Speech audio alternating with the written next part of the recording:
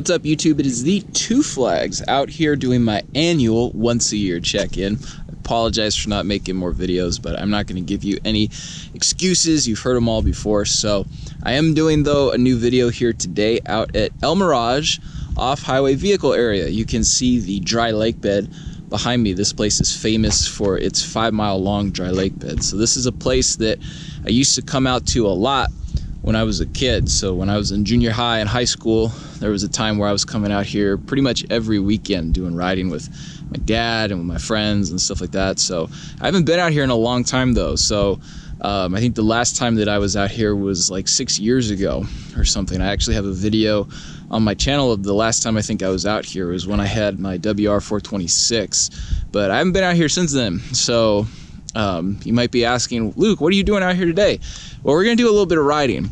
I got a motorcycle again since the last time I checked in with you guys, and one of my surprisingly more popular videos has been the video that I did where it's my old XR600 ride. Well, for those of you who have subscribed to my channel because you saw that video, I have a treat for you. Check this out. Ta-da! I picked this up about a month or so ago. It's a 1995 Honda XR600. It's all original. This thing is fresh. It's as fresh as a daisy. It doesn't get much better than one of these things. So this is a little find that I found on Craigslist. Guy was selling it not too far from me, and I just had to get it. So my stimulus check went towards this, so the government ended up paying for half of it. And I realized how much I miss these bikes. They don't make them like this anymore, man. These are a bike that if you hate them, if you're used to modern bikes, you probably won't like this one right away. But if you grew up riding these things, or if you know their pedigree, you love them. So they're incredibly comfortable.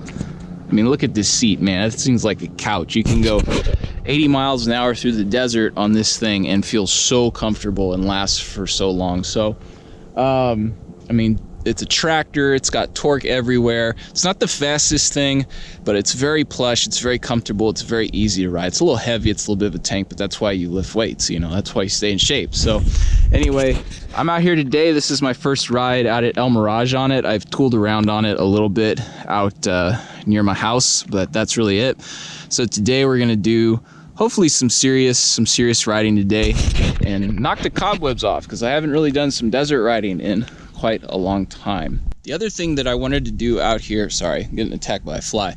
The other thing that I wanted to do while I was out here today was test out a new GoPro mount setup. So normally when I'm wearing my dirt bike helmet, I mount it under the visor. That's where a lot of my original videos on this channel when I was racing at MB2, a lot of those were mounted underneath the visor.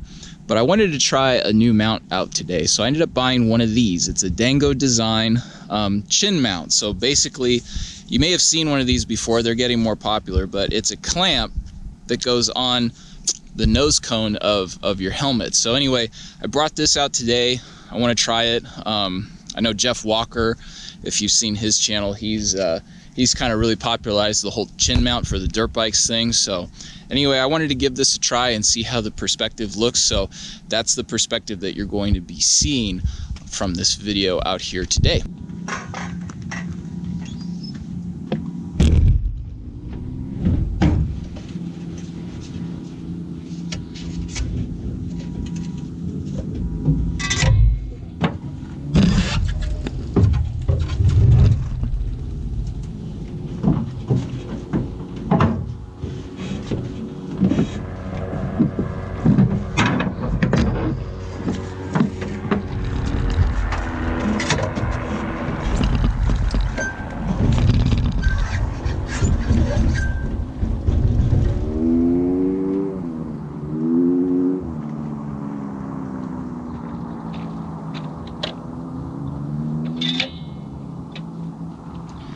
So the only things that have really been done to this bike are there's some pro tapers on it right here.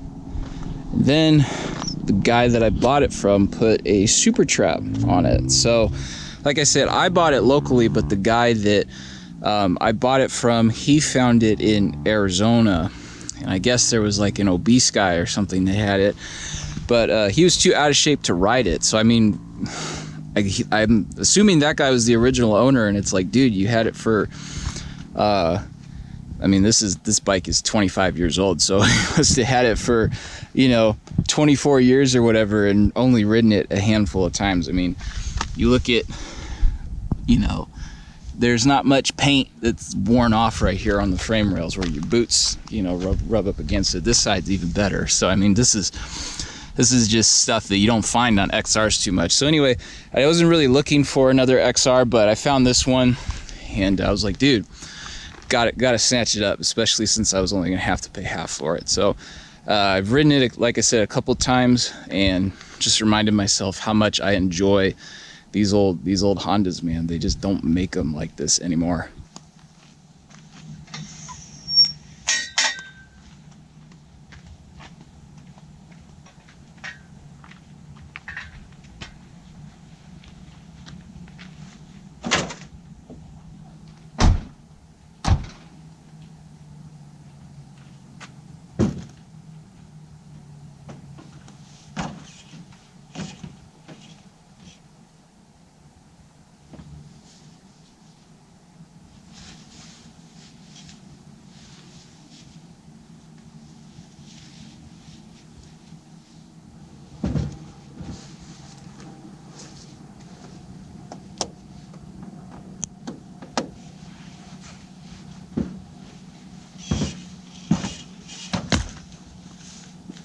So if you've never seen one of these before, here's how it goes on.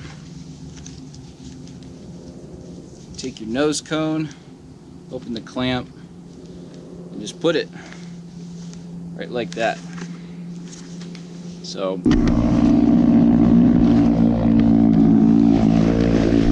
hopefully we don't lose this thing out on the trail somewhere.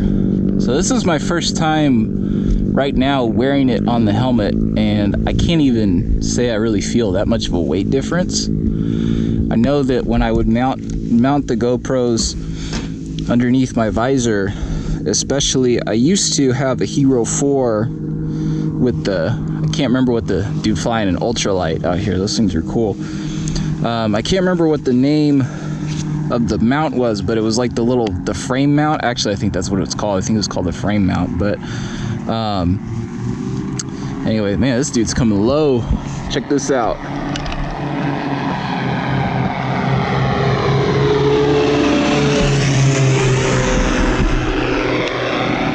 That looks like fun.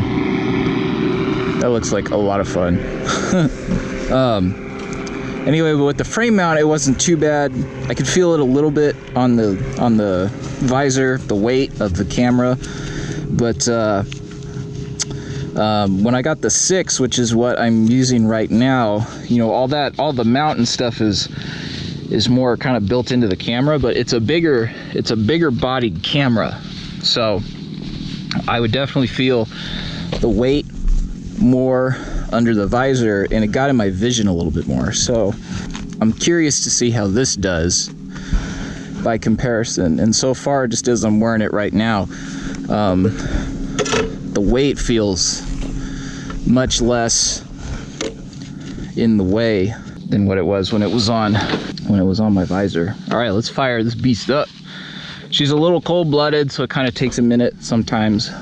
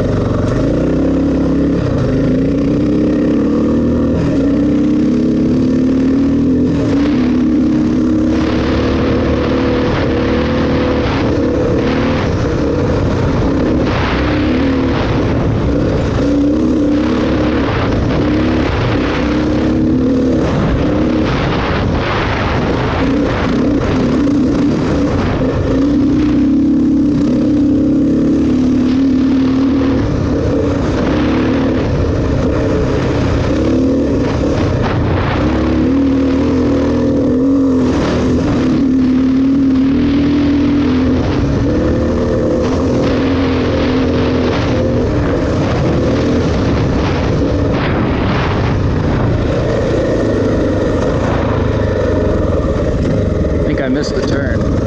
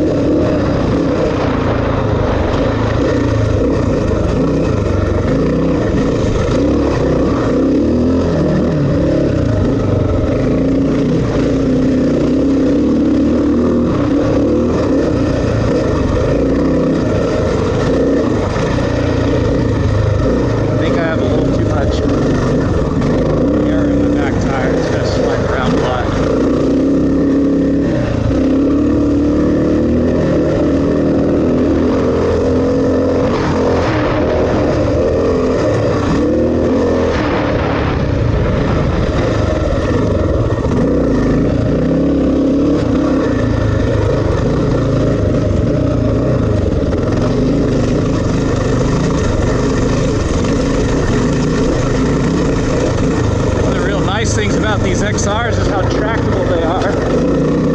In sections like that, not have to shift. The torque spread is so wide on them.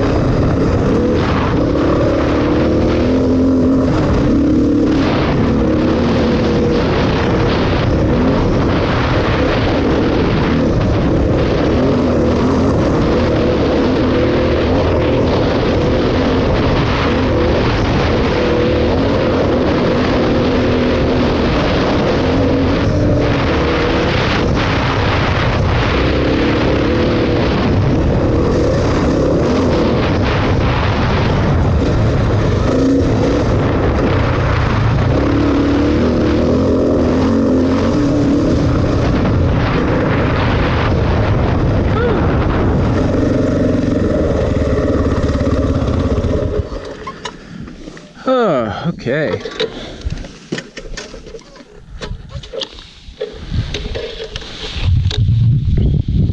So, handles like I remember it. My old one had a steering dampener on it. This one doesn't. But it still feels good. It's still tracking straight. Suspension's real plush through the whoops and the chop and the rocks and all that. So you forget how heavy these bikes are when you don't ride them for a while. So I'm a little tired, but it's all good. Nice thing about these is they're very stable. The weight kind of can work for you or against you depending on what you're riding it in. So out here in the desert where it's pretty high speed, pretty straight, it's very stable. But if you're doing like wood stuff or motocross stuff on one of these things, then it's going to be not the most nimble thing out there. But it's a fun bike, man. When she gets going, she gets going. And like I say, there's just power everywhere, so you don't have to shift very much on them, which is nice. I think I was doing most of that trail in third, fourth gear.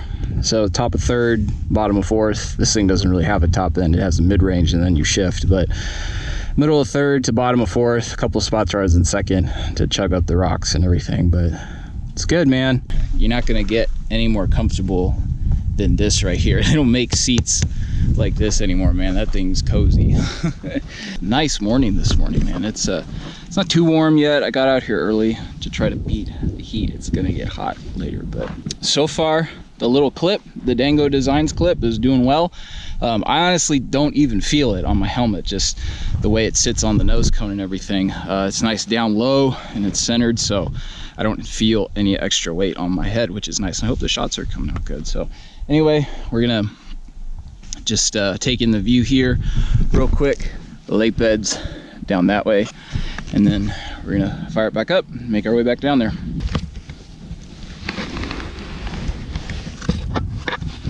I'll be curious to see how this perspective looks in a cart.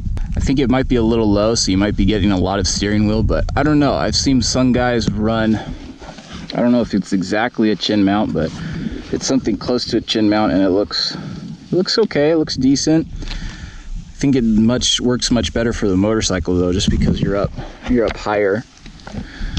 You can see more of the cockpit on a motorcycle. In a cart, you might not see quite enough of the track, but once we get some seat time in a cart again, we'll have to try it and see how it looks. This thing starts a little more easy once it's warmed up, but they do have a little bit of a starting procedure. You gotta do compression release, 1 or 2 kicks to get it out, and then you gotta find top dead center. And once you find that, fires right up.